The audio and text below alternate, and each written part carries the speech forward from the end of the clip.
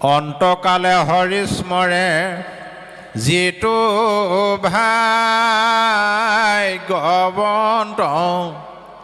তাহাৰ মহিমা কহি কোনে পাৱে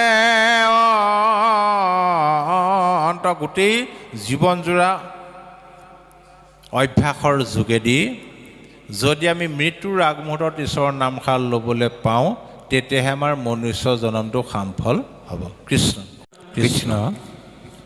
এতিয়া ইয়াত শুকদেৱে পৰীক্ষিতক ক'লে, হে ৰাজন,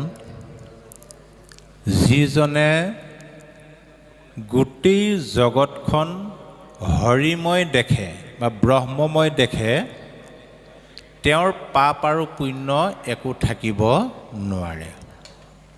তাৰমানে আমি প্ৰত্যেক মানুহেই নিতৌ